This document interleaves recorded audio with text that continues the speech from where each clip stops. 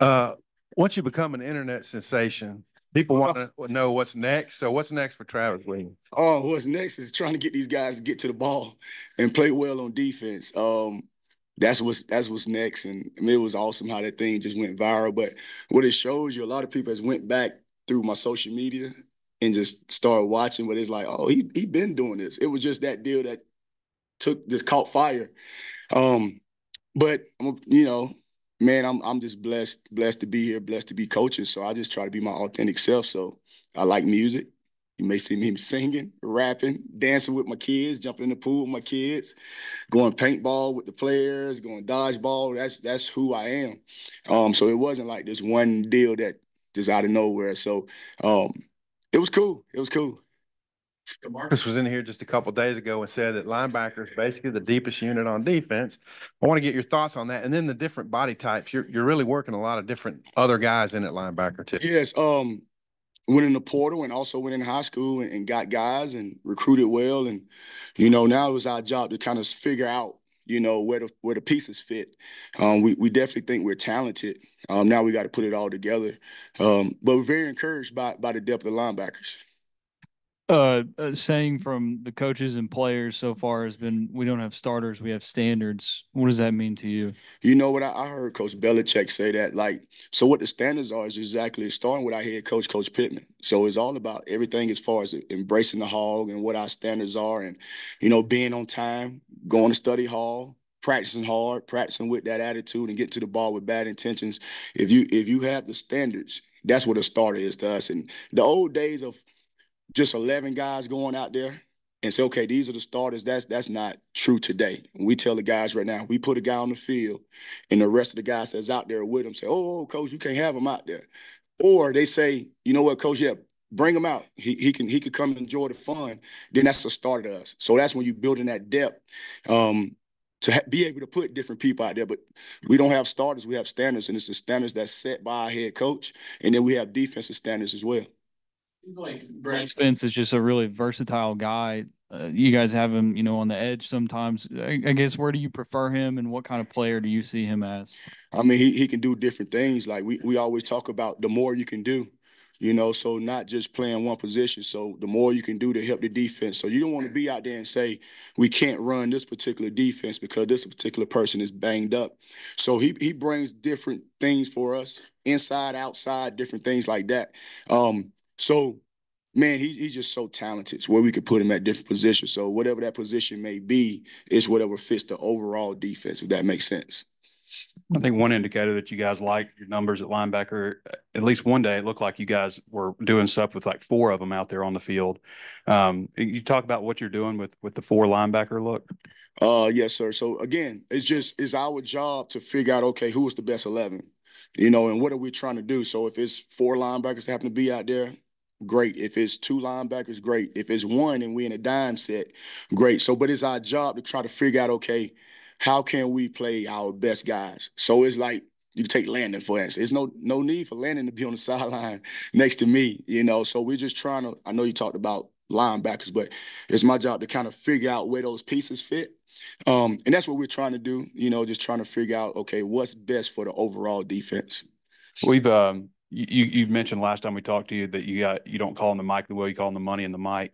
But what body types? I know they're interchangeable and right. what body types? Yeah, the body type. So they're interchangeable. So we call it the Mac and the money. Now the game has changed where you don't just have a Mac. You got to have. So that's the old school Mike Will. So just being able to do some different things. So everything is so spread out now. You got to have guys that can run. So you could take a Brad Spence. He could play the Will or the Mac. You could take Sawyer and vice versa, or whoever you want to put out there. So we try to teach them both, so they're able to do both. So we do a train, but really both guys are in the box and got to take on blocks and different things like that. But you want guys with length. You want length. That's the first thing everybody around the country gonna look for: length, size, and guys that can run. But then you get us Anthony Switzer, that's right at 6 foot, but he's a heck of a football player. You always like, man, you know what? I want a football player. What does that mean? man, is he always around the ball? Do he love football? So you have different body types. So you got to just make sure whatever you get, they love football. And obviously you're gonna profile and say, okay, I want them 6'2" or whatever. But just make sure the guys you get can play. We've heard from a couple guys that Bradley Shaw is a freshman that stood out. Just what have been your first impressions of him? Yeah, you won't even know he's in the room. Doesn't say much, very mature, very smart. His high school he came from, Hoover, Alabama. They've done a great job just coaching him up. Like he has a really good FBI. He has a really good football IQ, and it comes easy. So we're dual training him as well. He's a kid that has a bright future. He's doing some really good stuff. You guys, your jump the jump of the defense from 2 seasons ago to last year kind of was very similar from the jump that your defense made at UCF when you first got there. Were there any similarities, in terms of the development between your first season at UCF and your first season at Arkansas? Yeah, it's just your first year there. You're teaching a defense that is new, but I think the main thing is getting the guys to believe in you and what you're saying and getting to the ball and playing with that type of mindset that you're looking for. And as you continue to go, they could just understand the concepts and what some things that you're trying to do. I just think when you cut on the film, you want the opponent to see, okay, they play hard. You want the fans to see, okay, they play hard. And that's our job to do that. Now, we got to coach them, right? So I always tell them before we even go out on the field, every mistake that you make belongs to me except your effort and stupid penalties and you being tough, right? So if you mess up in the game, I didn't coach it right. So let your hair down and go play football. So it kind of takes that stress off the young man. But the main thing is just making sure the guys get to the ball and have fun. And it's up to us as coaches to continue to teach them each week. And that's what we try to do. And piggybacking off that, what's the key to the next step, for the defense? So it's not like a stagnation, but more improvement this year. Absolutely. I mean, just being greedy. Like, don't leave any meat on the bone. The great defense is like, just go out there and just be greedy. Like, they want it all. Like, okay, yeah, we made a jump. That's awesome. But I could also point at games like, okay, no, we could have played better, right? So it's my job to get them to play better, right? And their job to continue to get better. But just having that defensive, like, you know what? Don't give up nothing. I don't care if it's a turnover and we got to go out on defense. Like, we're like first responders. Like, we got to put the fire out. That has to be our mentality. Don't make any excuse. Our job is to play defense and stop them from scoring. So, man, go out there and just be greedy. Don't give them anything. So now you can take that next step from there. Hi, Coach. I got one more. Is there anything you learned last year about yourself? I know you're still kind of early in your career as a defensive coordinator. What was something maybe that you learned about yourself first year at Arkansas? One thing, well, I don't know. I kind of know myself. Man, football is football. They got 11, we got 11. Got to get them lined up. Now, if they come out at 12, I don't have an answer for that. They come out with 12 guys. But that was my first time up in the booth, and you could kind of see everything. And it's like calm. You don't really hear the fans or anything, so you could kind of make calls. And that's great. But I miss being in front of the players. I miss like being in front of them, and if it's a timeout, looking in their eyes and getting things fixed or encouraging them and different things like that. But Jake Trump is in the press box with me. He was like, man, you always like this. So I try not to be emotionally inconsistent. I'm like this. So I try to be anyway. But I don't know if I learned anything about myself. I did see a different view from being in the press box. If that makes sense to you. Coach Pittman was in here talking about how he's maybe changed how he handles things on a day-to-day basis, a little more patient and calm. I guess working with him, how have you seen him develop now that it's your second year here? Yeah, I mean, I always thought he was a patient and calm person, to be honest with you. He's a player's coach.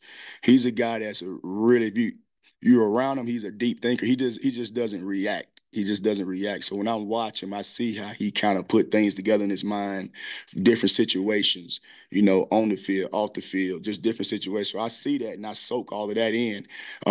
He's not a guy that just reacts.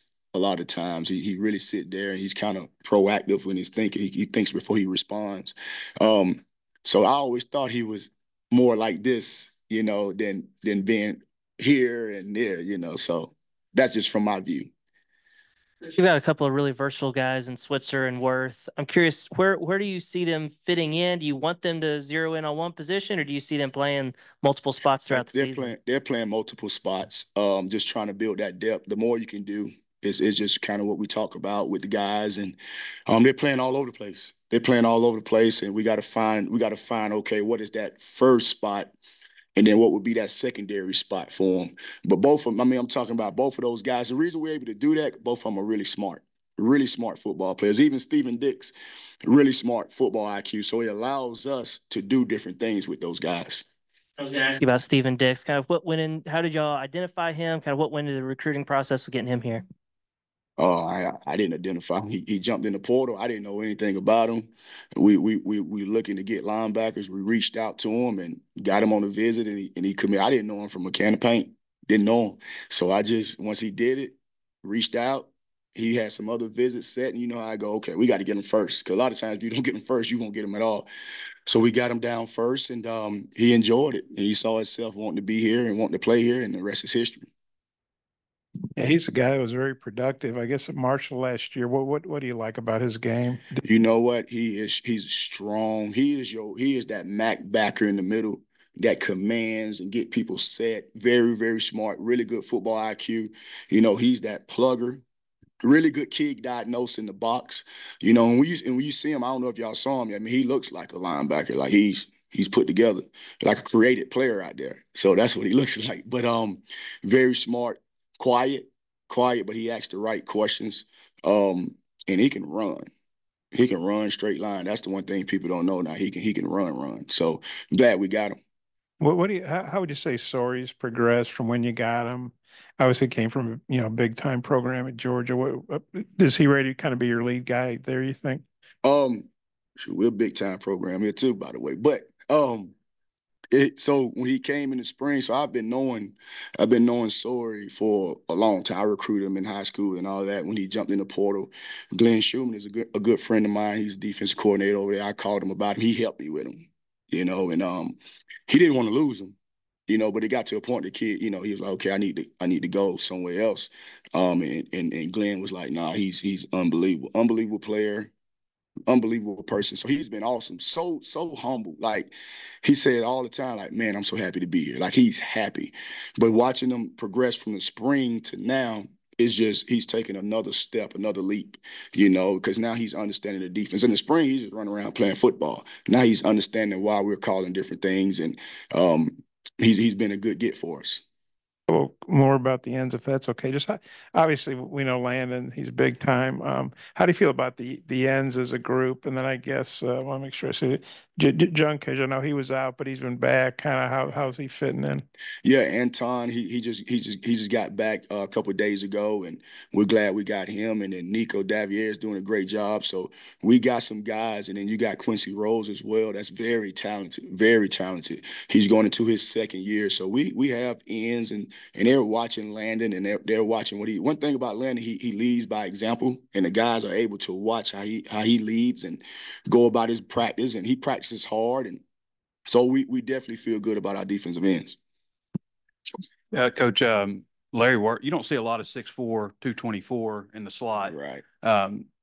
Covering receivers, slot receivers, having to take on blockers, tackle running backs. Just what about him in that role makes him a good fit? Just length. I think when guys are throwing, just having that length it really throws offenses out when you got like a 6'5" guy that's 225 out there. He has a 41-inch vertical and a 10-9 broad, or just some freakish numbers, so he gives us that flexibility out there, and he can do some different things for us. And he's another one that's like that Swiss Army knife. We got to figure out where he's at and what role he's going to play. But he's been a really good addition for us as well. They're elite numbers for a wide receiver or cornerback. Right. What were your thoughts when you saw out of summer testing that he was putting those numbers up? Yeah, go Hogs. He with us. When we saw it, I was like, yeah, that's because we knew like he had some crazy triple jump or hurdle times and all of that coming out of high school. And then when he did the broad jump and then he did the vertical, it's like, okay, that's different. That's different right there. But again, we got to just figure out right? Where he fits and everything. And he's another one now. Football comes easy to him. Like he gets it. He has a really good football IQ. Different are teams now than 5 years ago when, you were relying on freshmen and you can just, create a veteran team. It just seems like it's just so much more balanced across the conference and the nation. Yes, because you can go in the portal and get guys. The only thing about the portal, you just don't know what you're getting unless you got a prior relationship, recruit them out of high school or something like that. So that's the give and take of the portal. We've just been blessed to go in and get good players and get good people. That's the main thing. Like when we were going in, we made a decision as a staff. Okay, he can play, but what kind of person is he? So that was really a target for us as well. And the guys that we brought in has been a great addition.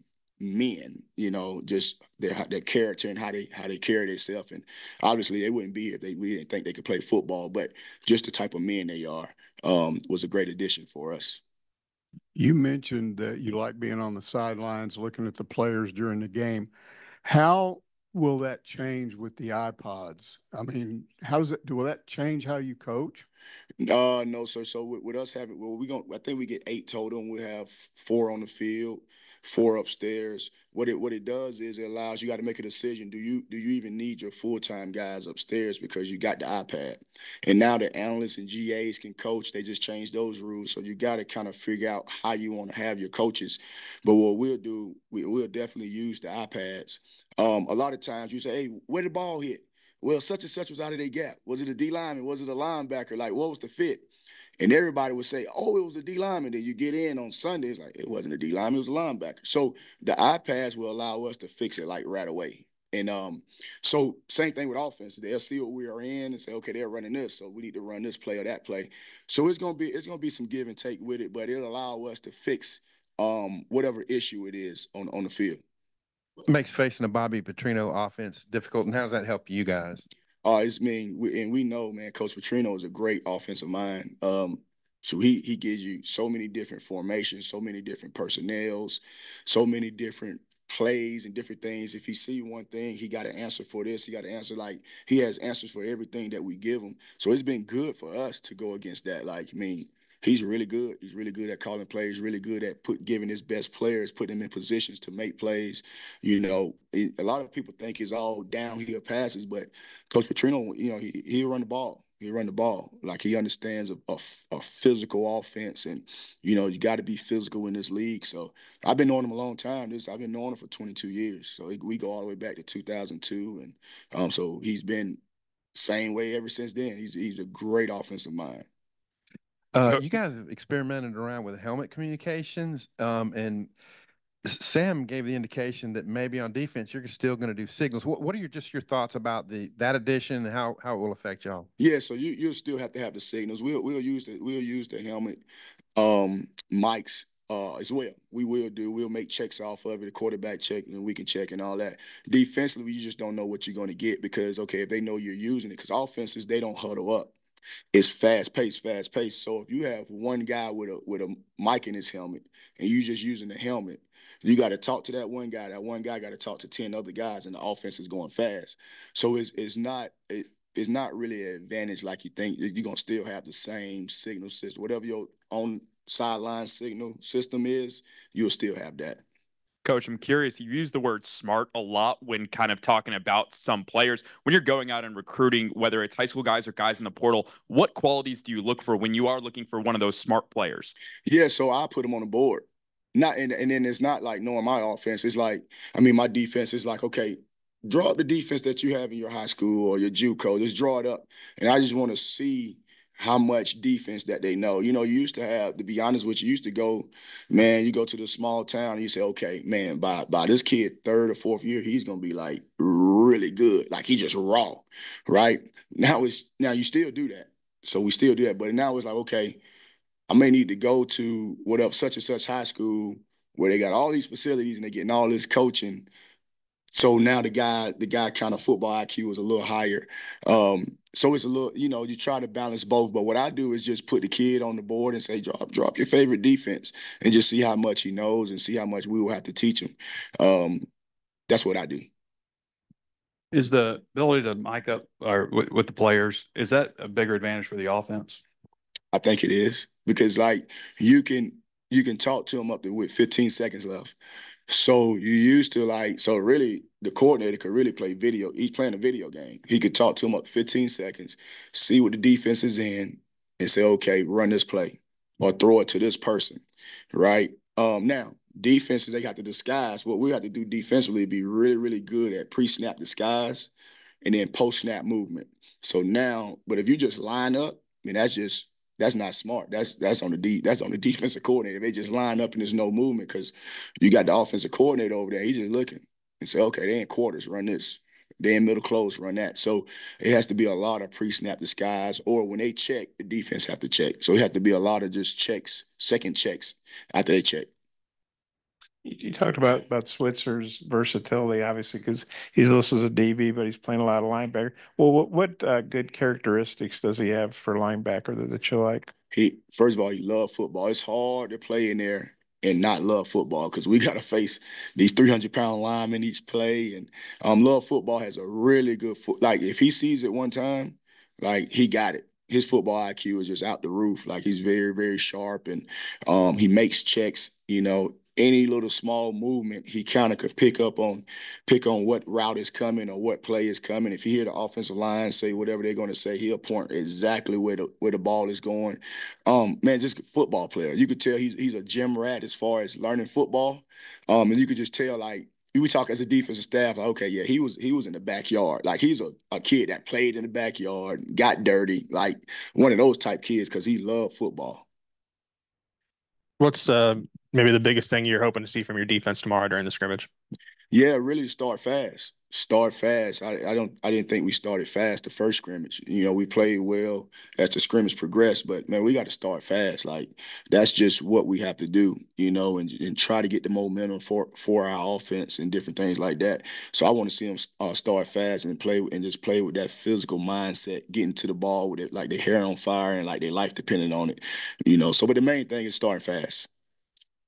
Coach, appreciate you. Thank you, guys and girls. Thank you.